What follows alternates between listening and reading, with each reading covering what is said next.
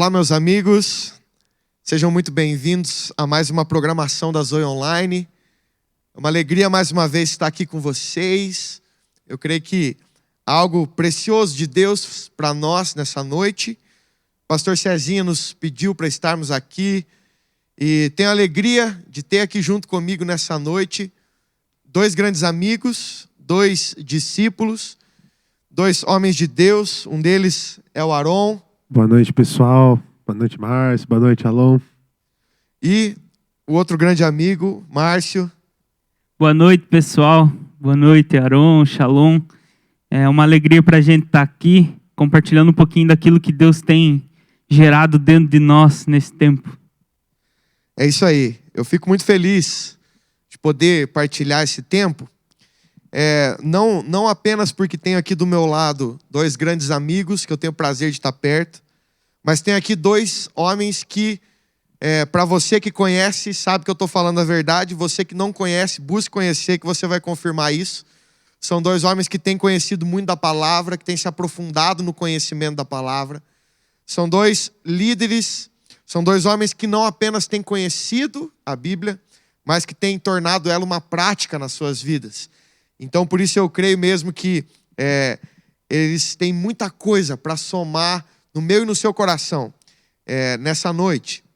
Então, você deve estar sabendo, nós entramos agora no último domingo, nesse último domingo, nós entramos numa nova série de mensagens aqui na nossa igreja, que o tema é Jesus, é tudo sobre Ele. Então, nesse domingo, nosso pastor Cezinha, esteve nos ministrando a respeito disso, a primeira mensagem dessa série, e nos falando algumas coisas sobre Jesus, sobre a importância de conhecermos, sabermos quem Jesus é, e entendermos que quando nós sabemos quem Jesus é, isso não muda Ele, mas muda a nós. O conhecimento de Cristo é algo que nos transforma. A Bíblia vai dizer, Paulo escreve em Colossenses capítulo 1, a partir do verso 15, até o verso 20, 21, ele deixa claro que toda a plenitude de Deus, ela habita em Cristo. A glória de Deus está refletida na face de Cristo. Você pode ler lá depois, Colossenses capítulo 1. Se você puder, leia o capítulo 1, o 2, o 3, medite nele. Ali tem tanta coisa preciosa a respeito de Jesus. Mas é algo muito precioso a gente entender isso. Nosso pastor, ele nos ministrava e nos lembrava que muitas vezes nós cometemos um erro quando nós tentamos entender Cristo olhando para Ele apenas sobre a perspectiva do Novo Testamento ou apenas sobre uma perspectiva gospel das coisas. Como se a gente usasse apenas as coisas que nós consideramos santas, gospel, para tentar entender ou explicar quem Jesus é. E o nosso pastor disse a seguinte frase na ministração. Se você não assistiu, você pode procurar aqui no nosso canal a pregação desse último domingo. E ele falava assim: nós nunca aprenderemos a entender Cristo enquanto nós não convergirmos toda a história da humanidade em Cristo. Nós precisamos entender isso. Tudo fala sobre Ele. Não é só o Novo Testamento, mas o Antigo Testamento, toda a história da humanidade, tudo fala sobre Ele. Paul Washer tem uma frase que o pastor inclusive citou na pregação. Ele disse assim, nós fomos criados em um mundo onde tudo parece ser a respeito da gente, quando na verdade não é. Quando tudo é a respeito de Jesus. Eu acho interessante, Aron, Márcio, pensar sobre isso. Porque Efésios capítulo 1, verso 9, verso 10, Paulo também está escrevendo Efésios, ele diz assim: em breve Deus unirá, em breve Deus fará convergir todas as coisas entre o céu e a terra. Ele unirá céus e terra em Cristo. Olhar para tudo isso é você entender que tudo fala a respeito de Cristo e tudo fala sobre esse ato de convergir, de unir os céus e a terra. Uma das definições de convergência é colocar todas as coisas juntas sobre um princípio unificador, sobre algo superior, sobre algo elevado. Agora, eu gosto de pensar a respeito disso, e eu gosto de lembrar do texto de Mateus 17, que é a conversa de Jesus com os discípulos. E vocês lembram bem, Jesus pergunta para os discípulos assim: vocês podem falar para mim quem que o povo por aí está dizendo que eu sou? E então eles respondem. Em outras palavras, o que Jesus estava querendo saber é: quais as informações que vocês têm a respeito de mim, a partir do que vocês ouviram de outras pessoas? E aí então depois, a Bíblia diz que Jesus pergunta aos discípulos: tá, mas o que vocês dizem sobre mim? E então Pedro responde: tu és o Cristo, o Filho do Deus vivo. E então quando Pedro diz isso, Jesus olha para ele e fala: e então Pedro, agora você não se chamará mais o caniço, quebrado, balançado, mas agora o seu nome está sendo mudado. Agora seu nome é Pedro. Agora você é uma rocha. É interessante a gente perceber que no momento em que Pedro tem uma revelação clara a respeito de quem Jesus é, ele tem uma revelação clara a respeito de quem ele é. Agora, Mateus 17 vai falar para nós sobre o Monte da Transfiguração. E daí, para mim, essa cena de Mateus 17 é muito incrível, porque o Monte da Transfiguração fala sobre Elias, sobre Moisés, e Elias está ali representando os profetas, Moisés representando a lei, e ambos estão falando sobre Jesus. Então é o Antigo Testamento falando sobre Cristo.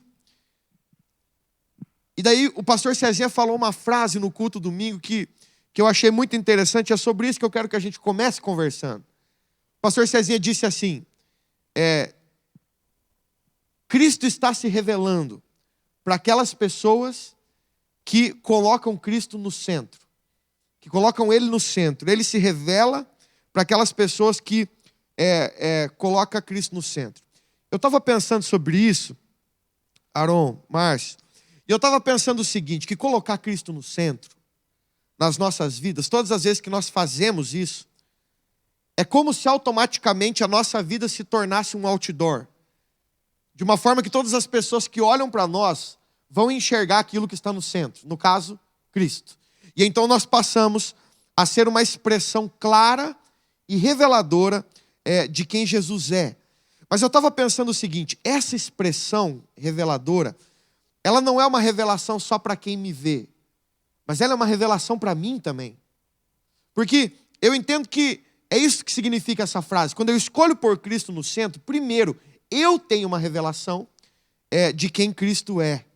E então, a partir disso, outras pessoas também têm essa revelação através de mim. Nesse exercício de colocar Ele no centro, nós temos dia a dia uma revelação nova de quem Ele é. E eu queria que vocês comentassem um pouco sobre isso. Sobre esse exercício de colocar Cristo no centro. E como vocês enxergam isso de maneira prática. Como vocês pensam que pode ser traduzido esse exercício? O que seria, de uma forma prática, colocar Cristo no centro? Eu gosto de pensar assim, como você falou, que a nossa vida, quando Jesus se torna o centro, a nossa vida se torna um outdoor. E eu gosto de me deparar com situações onde as pessoas falam algo que elas estão enxergando em mim que eu mesmo ainda não tinha visto. E eu creio que isso é Deus mesmo mostrando para nós: você está no caminho certo. Às vezes, através de pessoas, a gente busca colocar Jesus no centro, mas às vezes eu não consigo enxergar. Mas quando pessoas chegam e falam algo, aquilo, o Espírito Santo dá um clique e a gente começa a parar para pensar. E é aí que eu creio que a gente começa, a partir do que a gente conhece a Jesus, a gente começa a se conhecer. Eu gosto muito, assim, eu creio que essa é algo que me surpreende sempre quando acontece.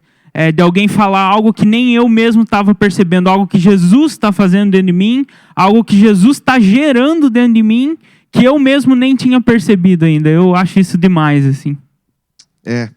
Eu creio nisso também. Márcio, eu acho que várias vezes acontece isso. Na medida em que ele vai se revelando a nós, a gente vai percebendo muitas vezes através do testemunho de outras pessoas, imagens, áreas do caráter, da beleza de Jesus, que ele está revelando a nós a partir desse exercício, né, de colocarmos ele no centro. Aron, fala para mim, de uma forma prática, o que você entende que a gente pode fazer de uma forma prática, que você fala, isso é colocar Jesus no centro? Eu gosto muito desse ponto, Shalom, porque foi algo que, mesmo sem perceber, era algo que eu praticava, e eu vou exemplificar isso com um texto lá de Hebreus, capítulo 3, verso 1. O autor de Hebreus, então, ele dá uma direção para os irmãos que ele está escrevendo. Ele fala assim, ó: fixem os vossos pensamentos em Jesus, apóstolo e sumo sacerdote, confessamos. Para mim, essa ordem que ele dá, sabe, para os cristãos daquela época: fixem os vossos pensamentos em Cristo. Isso, para mim, era um jeito muito prático, a forma como eu coloco Jesus no centro da minha vida. Né? Ele não fala, parem de pensar qualquer coisa que não tenha relação a Cristo. Ele não está falando isso. Ele não está falando, não, agora você tem que orar e tem que falar com Cristo 24 horas por dia, você não pode pensar em mais nada, né? Você não pode fazer mais nada, não pode tomar uma atitude que seja, entre aspas, natural, secular agora, porque isso vai tirar Cristo do centro da sua vida. Não. O que ele fala é: fixe os vossos pensamentos em Cristo. Eu gosto muito, né, de dar exemplos, e eu lembro, alguns dias atrás, né, a gente estava com uns amigos ali, e nesse lugar começou a tocar uma música de uma banda que não era cristã, e a letra dessa música falava bem assim. Eu lembro até hoje, eu comecei a pensar naquilo. A música era um desabafo da pessoa que estava cantando, e ele falava: eu preciso curar minhas feridas, eu preciso arrumar um lugar onde não haja mais sofrimento para mim, eu preciso arrumar um lugar para pertencer. Era isso que falava a letra da música. Na hora me estralou, eu falei: cara, esse cara não conheceu Jesus, porque em Cristo, né, eu não preciso curar as minhas feridas, mas Cristo, ele cura as minhas feridas, e em Cristo eu tenho um lugar para pertencer. Então, quando a gente está falando em fixar os nossos pensamentos em Cristo, eu entendo isso, né? Eu pegar em situações normais do meu dia, né, e eu linkar elas com a pessoa de Cristo. Por exemplo, uma música que eu ouvi que não tinha nada a ver com Jesus, né, o meu inconsciente, meu subconsciente, ele foi direto para Cristo. Né? E isso é uma forma que funciona para mim. Né? Às vezes eu estou assistindo um filme, né, e quando eu vejo, né, por exemplo, tem um filme que eu gosto muito, do Will Smith, Eu Sou a Lenda. Né? Uma vez eu estava assistindo aquele filme e falei: cara, isso aí é a história de Jesus. Né? Se você não viu o filme, assista que você vai entender. Tenta pensar em Jesus, um exercício para você. Você vai entender. Eu falei: cara, é a história de Jesus. Né? A humanidade está morrendo. De repente um cara surge com a cura e ele morre para conseguir passar tudo isso para as outras pessoas serem curadas. Eu falei: velho, isso aí é a história de Cristo.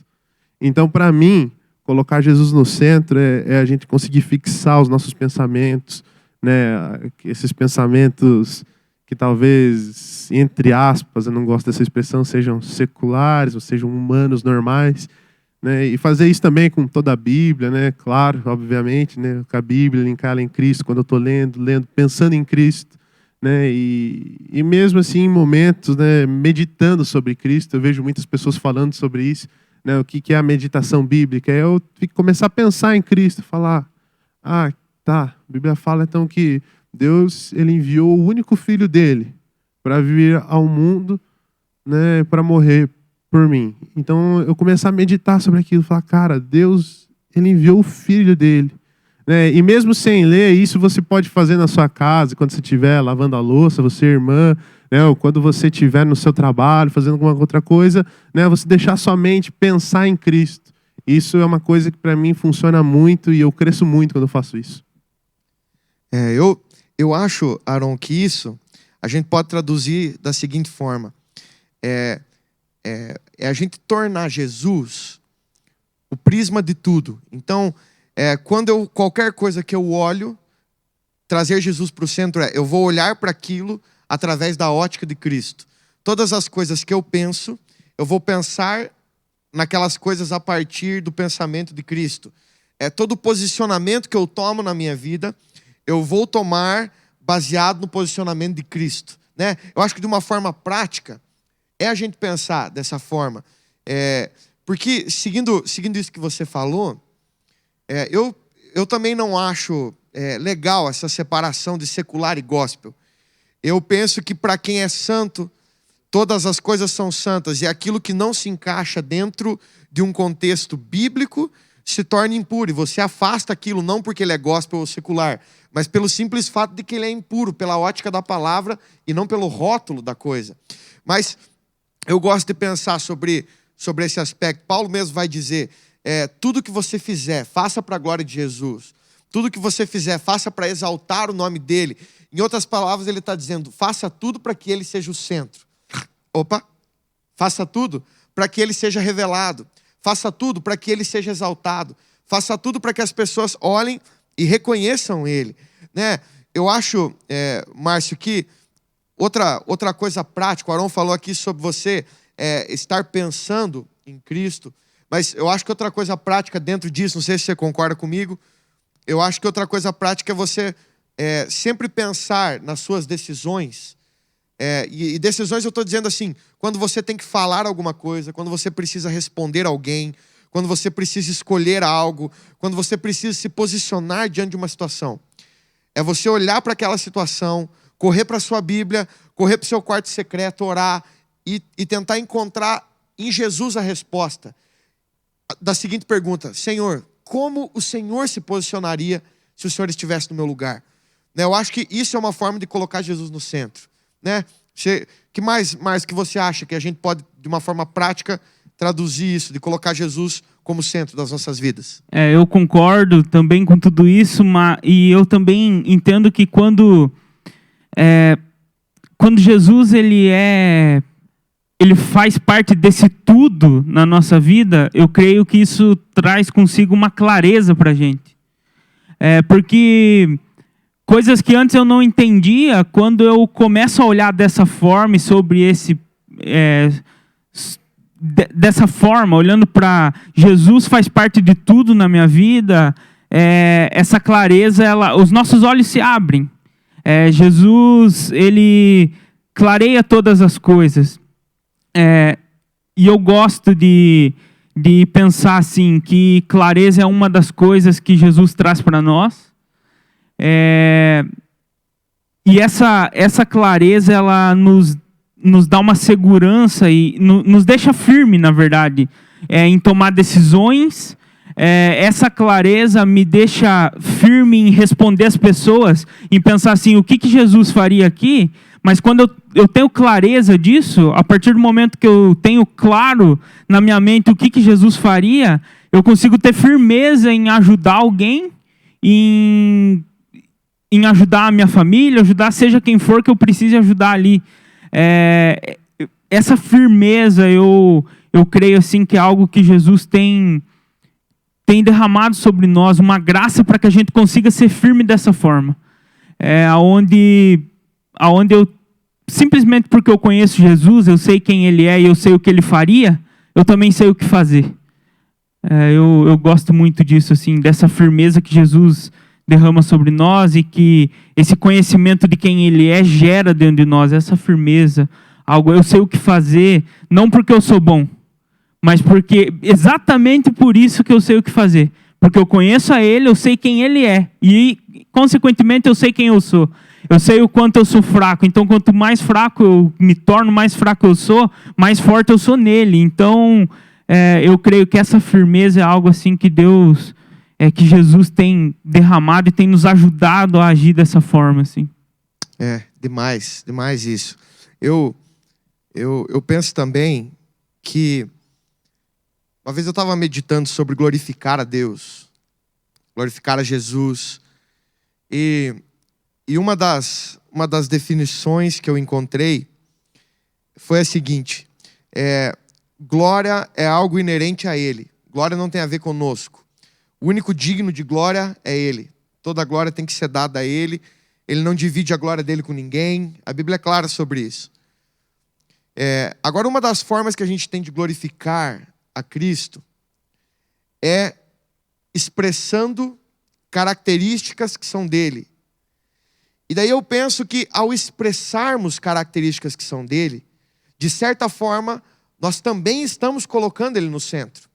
Porque santidade não é algo natural a nós e não é algo inerente a nós. Mas quando nós somos santos, não por nosso mérito, mas nós somos santos porque Ele é santo, então, ao demonstrarmos a santidade, o que nós estamos fazendo? Revelando um caráter que é de Jesus, colocando Ele no centro. Então, nós estamos o glorificando. Quando nós praticamos o amor, nós estamos praticando algo que é do caráter dele, não do nosso. Quando nós praticamos o domínio próprio, quando nós damos fruto, quando nós servimos ao próximo, quando nós temos compaixão, nós estamos demonstrando atributos que são dele. E eu acredito, e eu não sei se isso acontece com vocês, mas comigo acontece muito, que nesse exercício, enquanto eu meditava sobre isso, e então eu comecei a perceber inúmeras formas que eu deveria melhorar na minha maneira de glorificar a Ele. E eu comecei, então, a me exercitar nessas coisas, com o objetivo inicial de glorificá-lo. Mas na medida em que eu ia me posicionando para ser santo, para revelar uma característica e glorificar o nome dele, então eu ia tendo uma revelação desse Jesus santo. Na medida em que eu ia praticando o amor, para exaltar e glorificar o nome dele com a expressão do amor, eu comecei a ter revelações desse Cristo que é o amor, que lança fora todo medo, esse amor que me abraça todas as vezes que eu corro para ele, esse amor que está sempre pronto a me receber, e isso para com todas as outras características. Então, na prática, eu fui percebendo como, de fato, colocar ele no centro foi trazendo para mim revelações. Eu lembro de uma vez, eu já contei essa história diversas vezes, talvez você já tenha ouvido, mas eu lembro de uma vez, Aaron, que eu estava passando por uma crise de pedra no rim. Eu não sei se você já teve, eu sei que o Márcio já teve. Ele sabe bem o que é essa dor. Se você já teve, você sabe do que eu estou falando. Eu tomo bastante água, então... Olha, eu também tomo, mas não adiantou muito. Mas, meu irmão, eu estava meio da madrugada, e você que já teve pedra no rim, você sabe, você fica de pé, você senta, você deita, você rola, você pula, não tem jeito, não tem forma que fique mais confortável, é uma dor terrível. E eu lembro que uma determinada hora, Aaron, eu saí do meu quarto, eu estava dentro do quarto, e eu saí do meu quarto e fui para a sala, e na minha cabeça eu estava pensando assim, eu estava pronto para orar aquilo, mas eu ainda não tinha falado, eu só tinha pensado. Eu tinha pensado comigo, falando assim, Deus, para o Senhor não custa nada tirar essa pedra. Ela é uma pedrinha minúscula. O que custa para o Senhor? Estou aqui sofrendo, será que o Senhor não se importa com a minha dor? E eu lembro que eu saí para orar aquilo, e quando eu cheguei na sala, eu olhei o som, que na época ficava lá, que a gente colocava as músicas para fazer o nosso devocional, e eu acho que para querer deixar um ambiente assim mais propício, para eu achar que eu ia convencer Deus a tirar minha pedra, eu pensei, eu vou ligar esse som aqui para dar um clima, e daí eu vou fazer a minha oração, que vai que Deus me responde. E na hora que eu liguei o som, cara, a primeira música que começou a tocar era uma música que eu gosto muito. E acabou que eu pensei, eu vou cantar essa música aqui e vou deixar por hora que ela terminar. E rapaz, eu comecei, cara, e eu entrei numa adoração, e aquilo foi passando, 1, 2, 3 músicas, e aquilo começou a rolar, cara. E a Camila chegou ali naquela sala, e a gente foi envolvido por uma presença tão grande, e eu tive uma experiência com a bondade de Deus, que eu nunca tinha tido até aquele dia, mas daquela forma. E então passou um tempo, cara, e a hora que terminou aquele momento, sabe o que tinha acontecido com a minha dor, cara? Nada. Ela estava lá ainda, doendo igual, e foi até meio-dia, que foi a hora que aquela bendita pedra caiu, que a dor passou.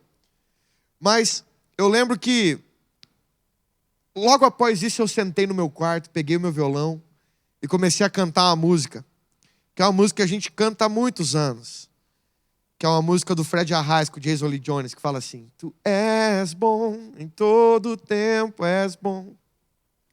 E eu lembro que naquele dia, cara, eu caí num choro no meu quarto. E eu chorava tanto, porque tinha algo diferente acontecendo ali. E eu lembro que eu falei para Deus assim, Aron. Falei, Senhor, o que está acontecendo? Eu já cantei tantas vezes essa música.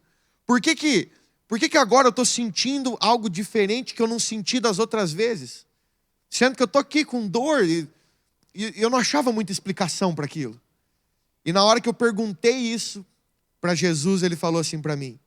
Ele falou, porque até hoje você estava cantando a respeito de uma bondade que você cria que existia e que você conhecia em partes. Mas o seu posicionamento e naquele momento me colocar no centro e me adorar e me exaltar te permitiu ter uma revelação da minha bondade. Agora você canta a partir de algo que você provou e experimentou e não apenas de algo que você crê. Rapaz, naquela hora eu fiquei feliz e desesperado ao mesmo tempo. Porque eu fiquei feliz por ter passado aquela experiência, mas eu fiquei desesperado pensando quantas outras coisas eu ainda não tinha tido uma revelação e que eu só cantava porque eu cria.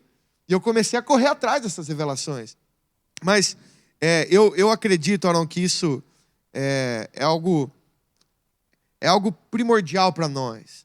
Né? A gente entender que há um novo nível, há uma outra vida, há um outro panorama de vida que nós enxergamos a partir dessa revelação de Cristo, quando nós colocamos Ele no centro. Você concorda, cara? O que você entende na sua vida? O que você percebeu, assim, de coisas que foram mudadas a partir dessa revelação, quando você se posicionou para colocar Cristo no centro?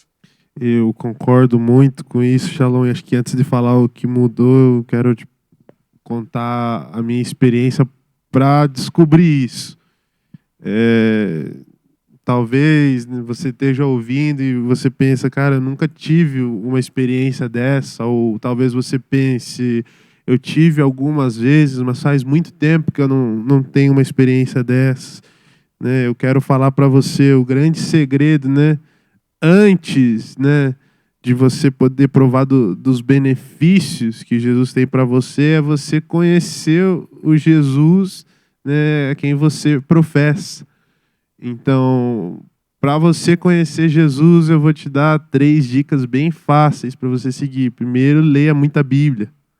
Né? Segundo, ore, tenha tempo de oração. E acho que mais uma coisa, né, que eu já falei aqui, eu vou reafirmar, é medite na Bíblia. Né? Pense na Bíblia, pense em Jesus.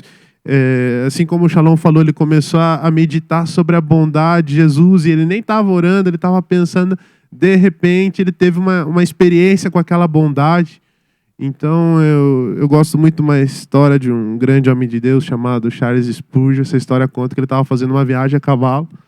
Aí, num determinado momento dessa viagem, ele começou a pensar na beleza de Jesus e começou a pensar, nossa, o sacrifício, né? Ele morreu. E daí ele conta nessa história que ele caiu num êxtase espiritual, assim.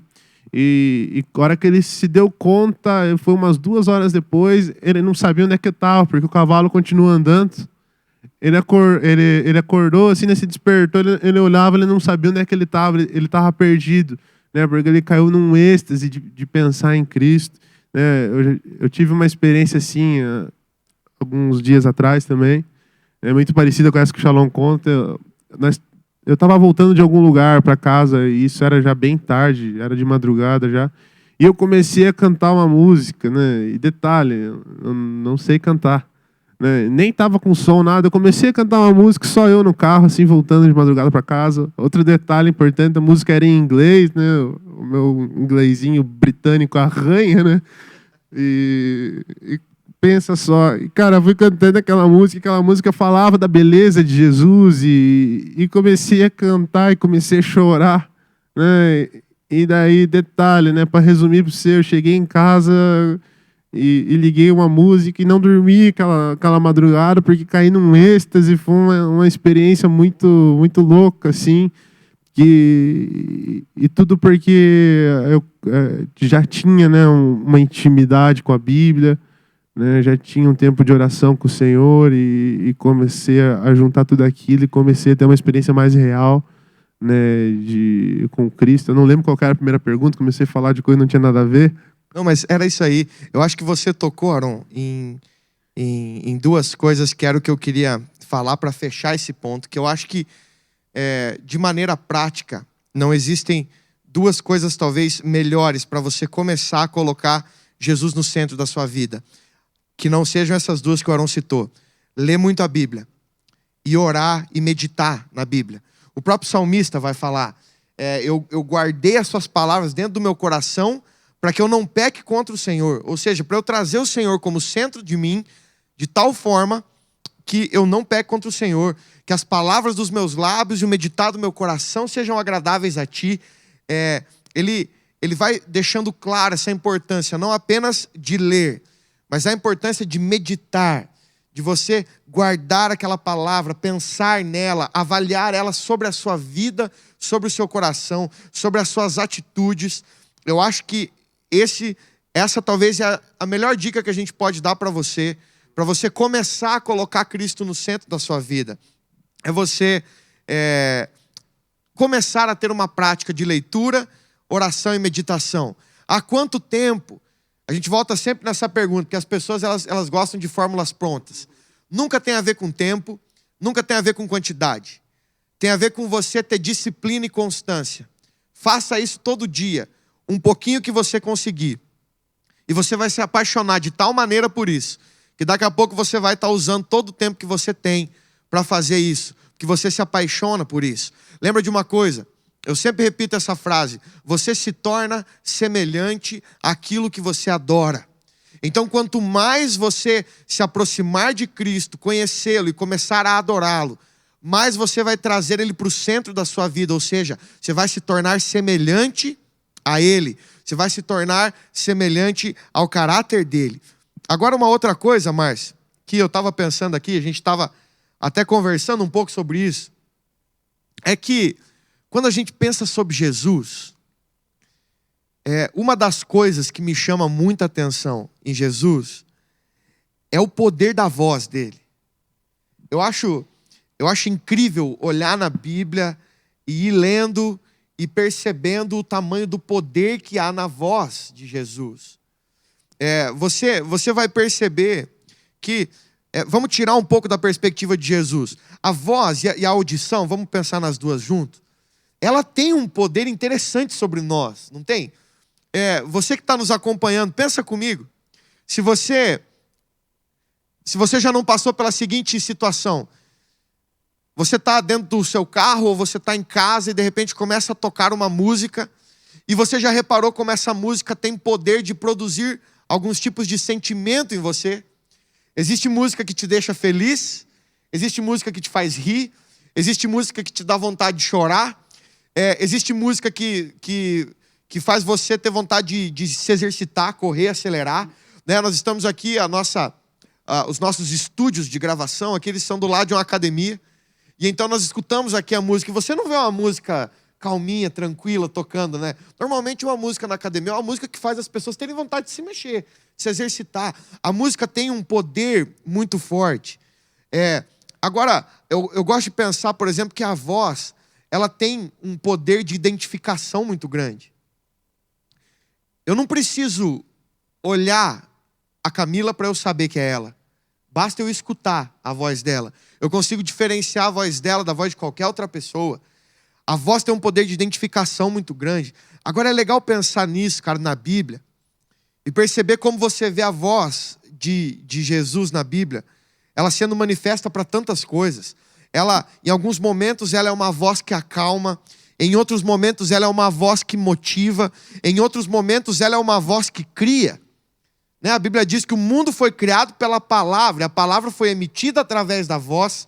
Então, aquilo cria coisas. Em outros momentos, a voz dele ressuscita mortos. Em outros momentos, você vê Pedro andando sobre as águas, baseado Na voz, numa palavra que Deus liberou sobre ele. A multiplicação dos pães acontece a partir de uma manifestação da voz dele, trazendo uma palavra de multiplicação. Os discípulos no barco, olhando Jesus sobre as águas na tempestade, acreditando que Jesus era um fantasma. Aquela confusão deles é clareada quando a voz de Jesus ecoa dizendo: ei, se acalmem, sou eu, Jesus. A Bíblia diz que a nossa fé, ela vem pelo ouvir. Cara, a voz de Jesus, ela tem o poder para fazer algo profundo dentro de nós, né? Márcio, eu sei que você tem tido experiências com isso. Eu queria que você compartilhasse com a gente como você tem descoberto, entendido e provado esse poder da voz dele na sua vida. Sim, e eu quero aproveitar para linkar algo aqui com o que a gente estava falando e trazer para a voz. É que a gente falou aqui sobre dicas de como a gente receber revelação de Jesus, e uma delas é orar, é ler a Bíblia. E enquanto a gente estava falando aqui, eu me lembrei de algo, e algo que a gente falou bem no começo aqui, que é trazer Jesus para dentro da nossa vida. E o Aron falou assim: a gente não vai deixar de fazer muita coisa. A gente falou sobre o secular e o gospel, mas é algo que eu lembrei de uma situação que aconteceu comigo, e uma situação do dia a dia, onde a voz fez a diferença e a oração e leitura fez diferença. Eu lembro de um dia que eu e a Isa, a gente ganhou uma casa. A gente ganhou um terreno, ganhou uma casa, e Deus foi fazendo coisas assim extraordinárias. Assim. A gente não tinha nada de dinheiro e de repente a gente tinha uma casa construída, uma casa que a gente construiu do jeito que a gente queria, tudo. E um dia antes da gente se mudar para essa casa, alguns ladrões entraram lá dentro e eles furtaram algumas coisas. E a gente ficou um pouco triste com aquilo, mas tudo bem, logo passou. Mas um tempo depois que a gente já estava morando na casa, alguns ladrões entraram de novo pela segunda vez. E quando eles entraram essa segunda vez, a gente tinha colocado alarme, e o alarme ele dava para nós a hora que disparou, a hora que saíram de dentro da nossa casa, a hora que entraram.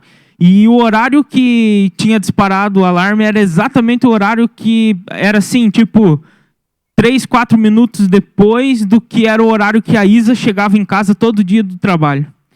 E quando a gente chegou lá, aquilo me desesperou, que o cara falou que horário que tinha disparado, aquilo me desesperou, e a gente tentava ligar para a Isa e não conseguia. E eu não sabia o que tinha acontecido. Na minha cabeça, eles tinham levado ela junto. E eu perguntava assim para Deus: mas Deus, por quê? Por que essas coisas estão acontecendo? Até que então a gente conseguiu falar com ela e estava tudo bem, ela não tinha ido para casa ainda. Mas a hora que ela apareceu lá, que eu enxerguei ela, Deus falou assim: calma que eu estou cuidando de você.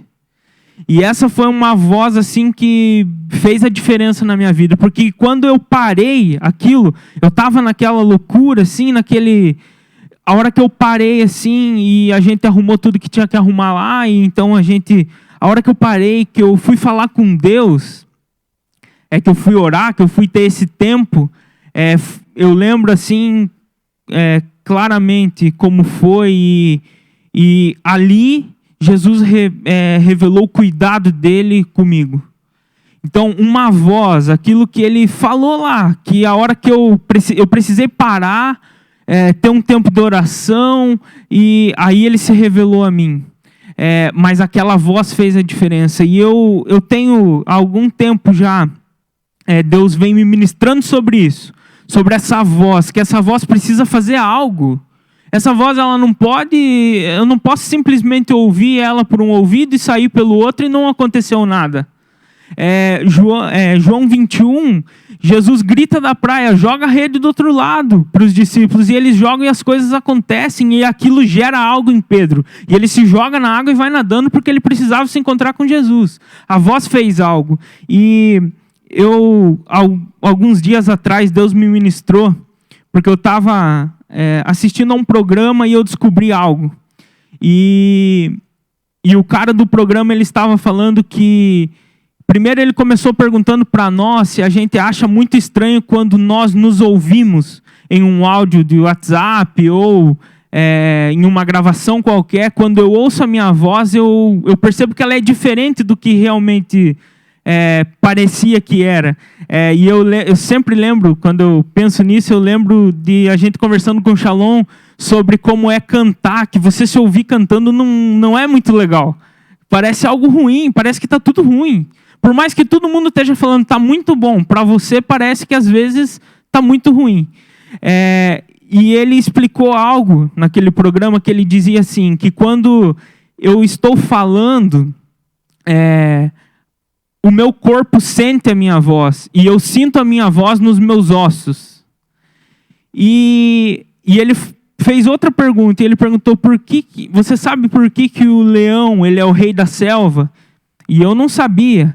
E aí ele explicou outra coisa, ele falou, porque quando o leão ruge, qualquer outro ser vivo que esteja perto, ele vai sentir o rugido do leão dessa mesma forma, nos ossos. A gente sente com os nossos ossos. E aquilo, Deus começou a me ministrar tanto sobre aquilo, sobre a voz dele, que a voz dele precisa ser algo profundo, e tão profundo que deve mexer comigo, deve fazer algo em mim, não só interiormente, mas inclusive exteriormente. Eu preciso sentir essa voz nos meus ossos e isso me levar a fazer algo, como aconteceu com Pedro. Pedro ouve a voz de Jesus, acontece a coisa, ele se joga porque ele fala, ele, eu preciso ir lá. E eu creio assim que isso é algo que Deus tem trazido para nós assim, revelações. Ele quer se revelar, às vezes com coisas simples no nosso dia a dia que a gente está vivendo, mas de repente ele fala alguma coisa e aquilo já me leva a ter um tempo com ele, a ele se revelar algo para mim. Ele revela o cuidado, ele revela a bondade. Eu creio que a gente precisa estar atento a isso. Eu creio que uma forma prática de a gente trazer Jesus para o centro é isso. Eu parar, eu ouvir a voz dele, eu ter clareza do que é a voz dele e o que não é, eu gastar tempo com essa voz. E isso vai fazer a diferença nas nossas vidas. Muito bom, Márcio. Eu acho que um dos problemas que a gente muitas vezes enfrenta, não sei se vocês concordam comigo, mas eu acredito que um dos problemas que a gente enfrenta nessa questão de ouvirmos a voz de Jesus é o fato de que nós temos tantas vozes para ouvir que muitas vezes a gente não percebe como essas vozes abafam a voz de Jesus, né? Eu fico lembrando quando a Bíblia narra a história de Jairo, cara. Porque se você pensar na história de Jairo, quantas vozes esse cara precisou calar para conseguir continuar acreditando que a filha dele ia voltar à vida. Porque primeiro a Bíblia diz que Jairo chega e Jesus estava no meio da multidão. Ele teve que cruzar uma multidão que com certeza não queria deixar ele passar. Era uma multidão que gritava com ele, que brigava com ele. Mas ele consegue chegar em Jesus. E ele fala assim, Jesus, minha filha está morrendo, o senhor pode ir comigo para minha casa? Quando Jesus vai sair, a mulher do fluxo de sangue toca Jesus. Aí Jesus para tudo e fala, alguém me tocou. E daí ele está ali, aquela cena é linda. Ele cura a mulher e a mulher vem e ele fala, você está salva, tua fé te salvou. Cara, mas já estava ali do lado, desesperada, a filha dele morrendo. Aí então termina aquela cena, eles estão saindo. Quando eles estão saindo, chega o servo de Jairo. Fala, deixa o mestre aí, não precisa mais, sua filha já morreu. Cara, ele tinha a voz da multidão para ouvir, ele tinha a voz do desespero, a voz da angústia, a voz da ansiedade, a voz do servo que estava dando um decreto de que a filha dele estava morta. E mesmo diante de todas essas coisas, ele tinha Jesus na frente dele falando assim, Jairo, fique tranquilo, ela só está dormindo. Agora, se a gente olhar para esse panorama, a gente vai perceber que a nossa vida não é diferente. E muitas vezes, eu não quero fugir do assunto, a gente está falando sobre Jesus, muitas vezes a gente não consegue ouvir a voz de Jesus. E principalmente no que você falou, Márcio, que para mim é o ponto principal, porque a ideia não é ouvir. Eu não quero ouvir a voz de Jesus só porque eu quero saber como é que é o timbre da voz dele, porque é legal. A voz dele precisa gerar algo em mim, ela precisa transformar. Todas as vezes que eu ouço a voz dele, ela precisa gerar algo novo.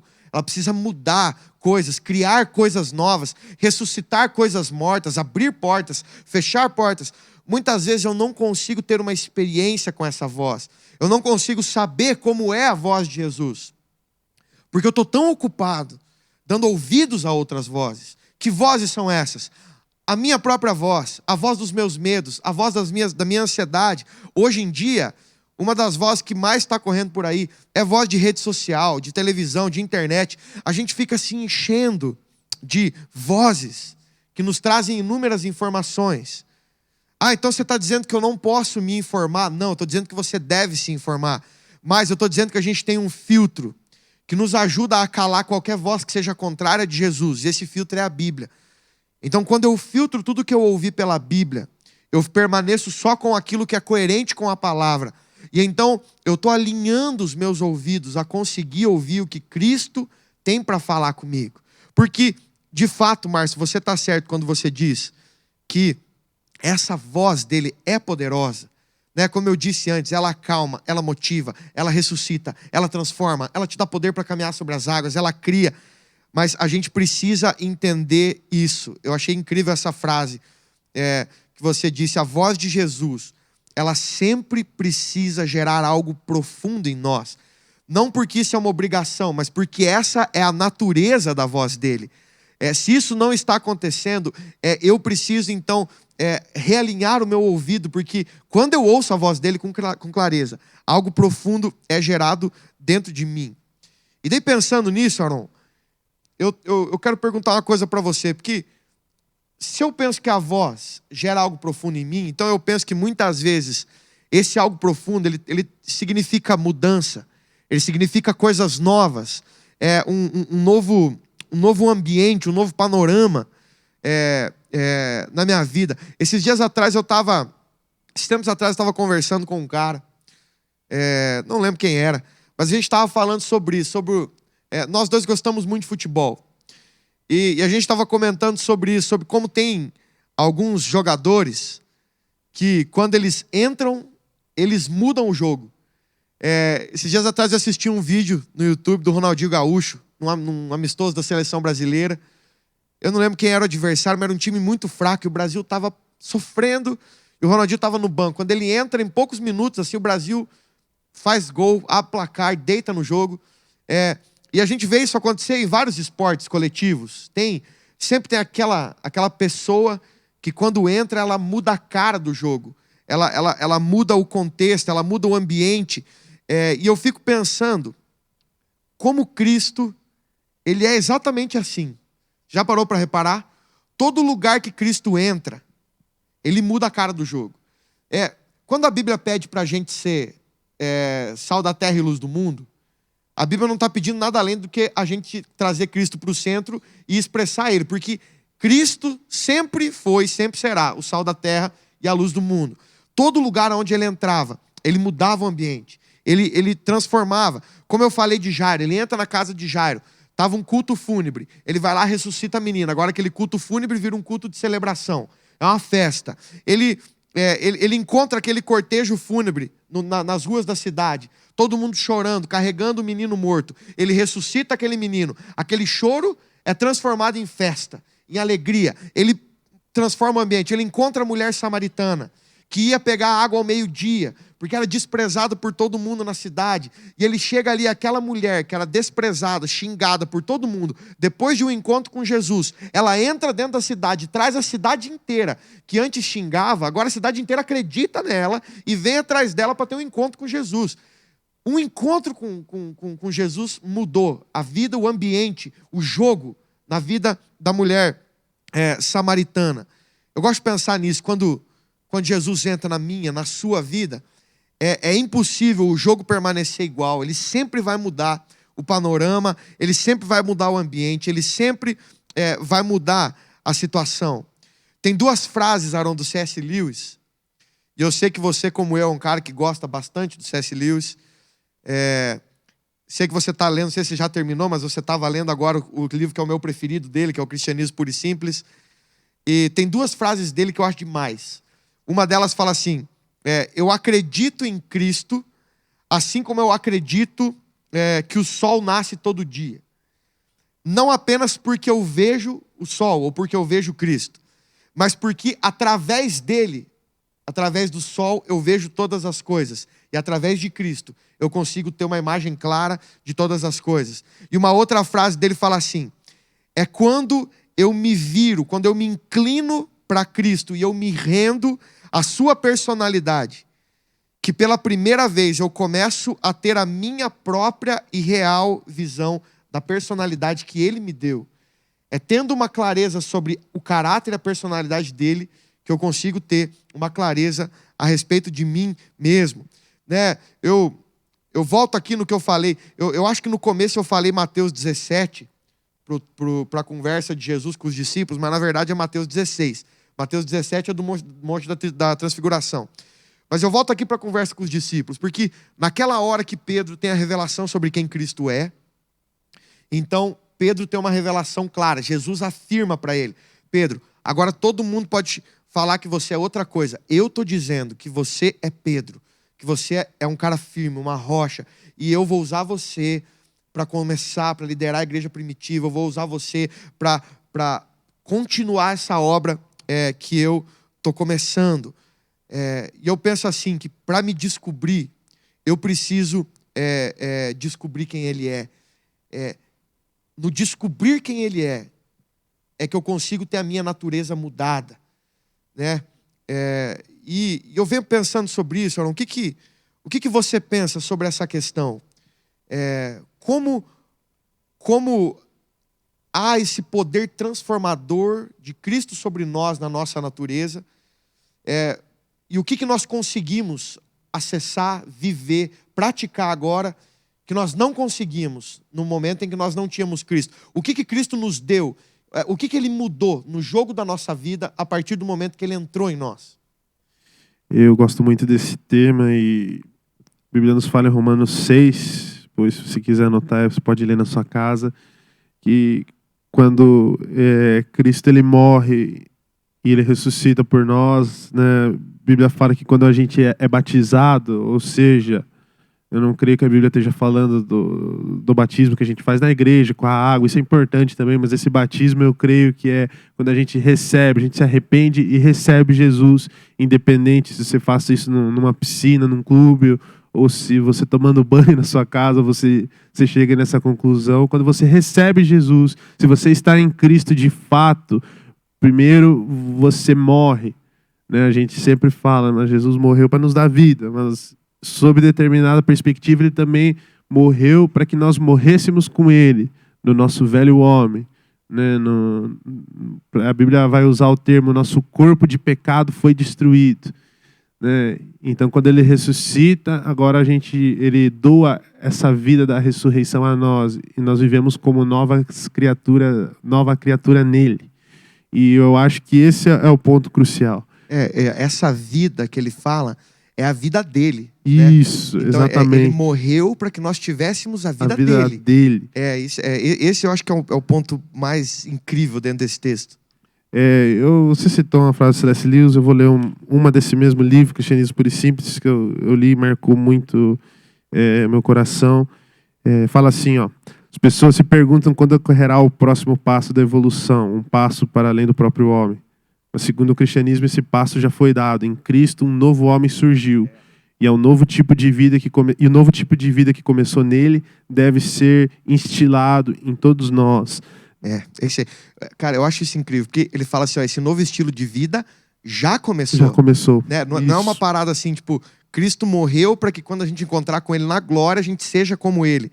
Não, ele morreu para que agora a gente já vivesse isso, né? Isso, eu passei uma experiência engraçada esses dias. Eu estava num dia bem corrido lá em casa e eu estava estudando nesse momento, eu lembro, isso era de manhã, devia ser lá por umas 8, 9 horas da manhã.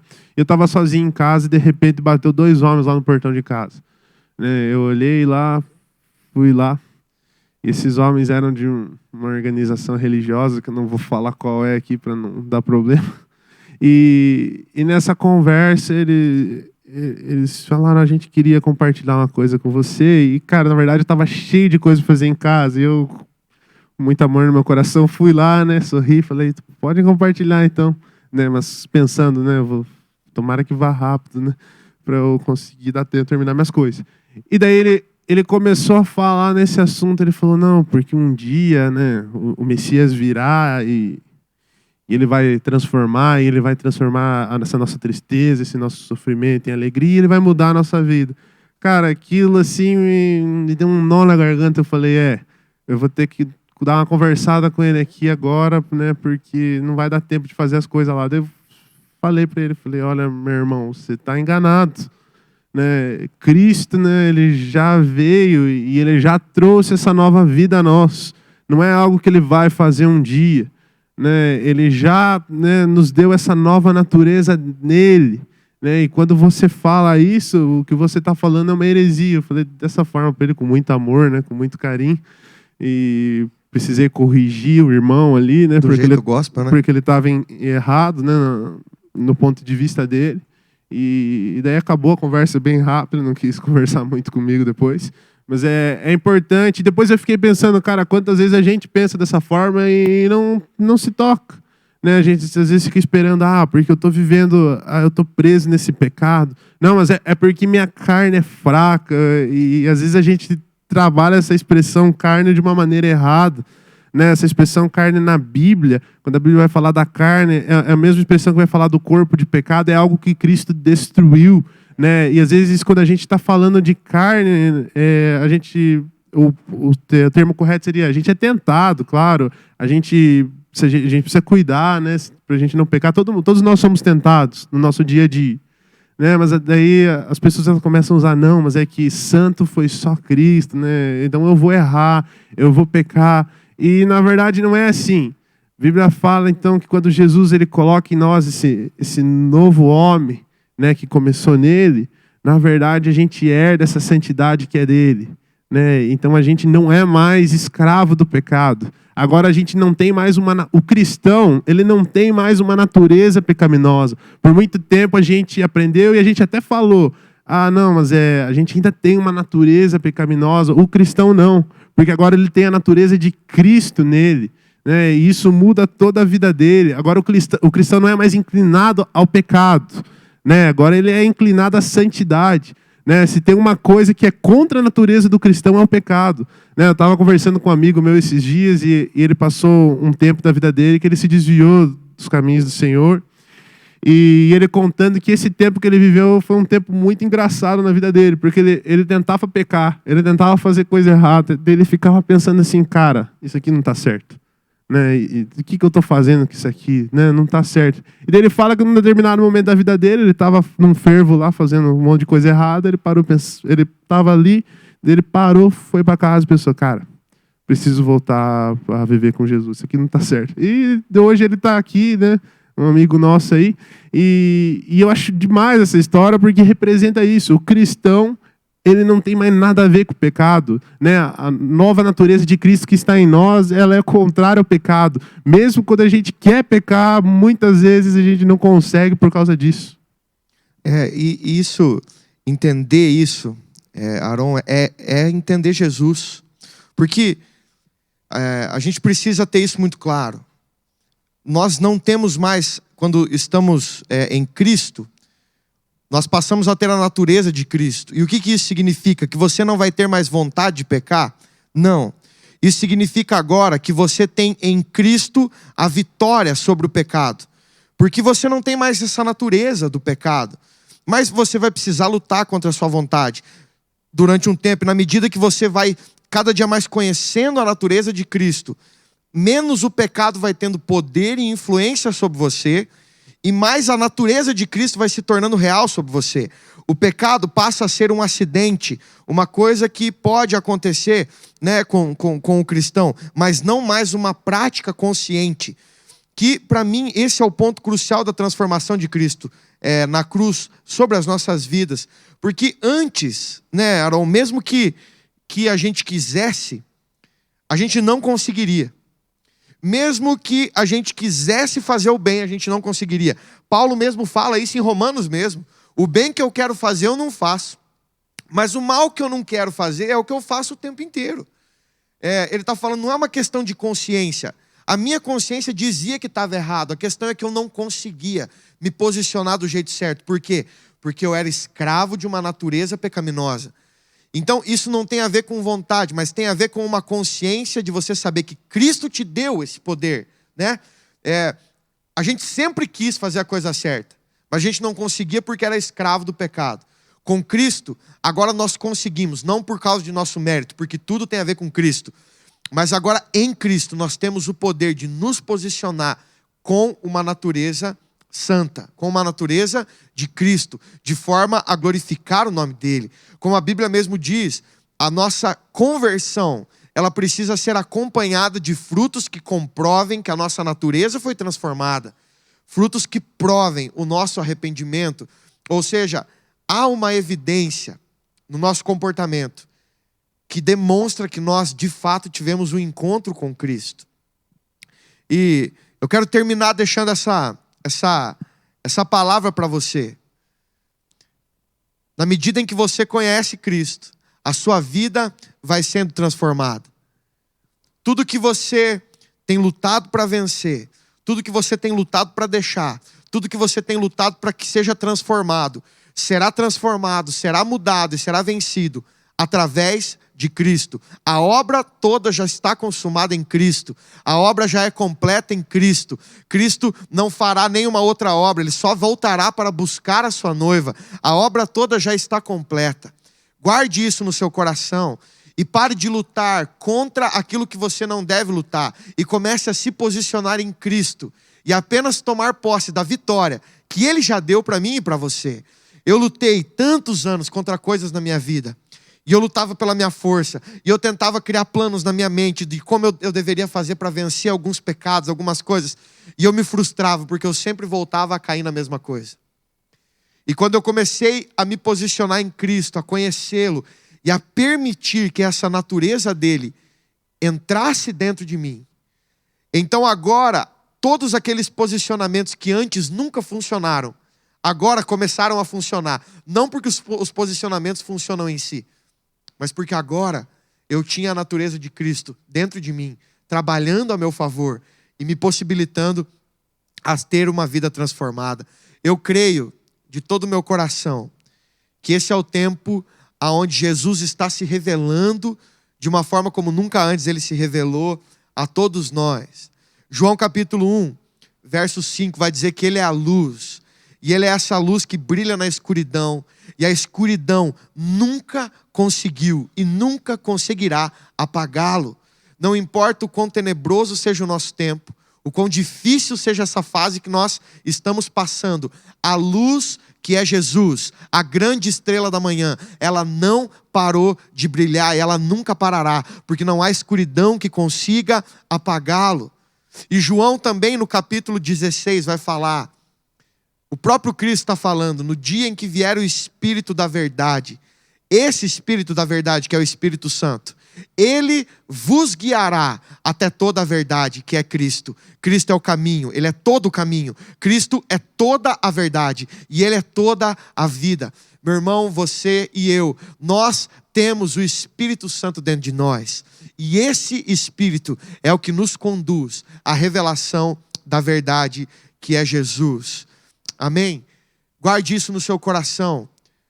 Continue buscando e eu profetizo que esse é e será um tempo de uma revelação da voz de Jesus, como o Márcio falou. Um tempo de transformação da natureza de Cristo vindo sobre você, como o Aron falou. Mas um tempo de Jesus se tornando o centro da sua vida. Eu profetizo isso sobre você. Corra para a sua Bíblia, corra para o seu quarto secreto, ore, peça para o Espírito da verdade que está dentro de você. Faça essa oração simples. Diga, Espírito Santo, eu creio que o Senhor está dentro de mim. E eu clamo, me conduza até a revelação da verdade que é Jesus. Eu quero saber quem Ele é. Eu preciso saber quem Ele é. Eu preciso ser transformado por quem Ele é. Amém? E eu concluo com Apocalipse capítulo 7, versículo 17, que a Bíblia diz assim, pois o Cordeiro que está sentado no centro do trono, Ele será o meu e o seu pastor, e Ele nos guiará até as fontes da água viva, e Ele enxugará dos nossos olhos toda lágrima. Amém?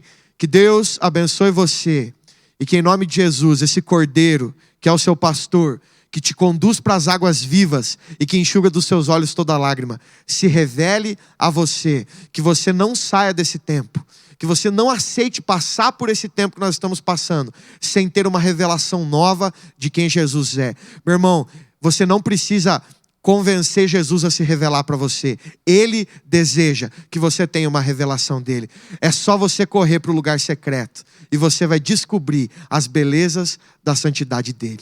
Amém? Obrigado, Márcio. Obrigado, Aron. Que Deus abençoe a sua vida. Que você seja cheio desse Jesus que é tudo em nós. Deus abençoe.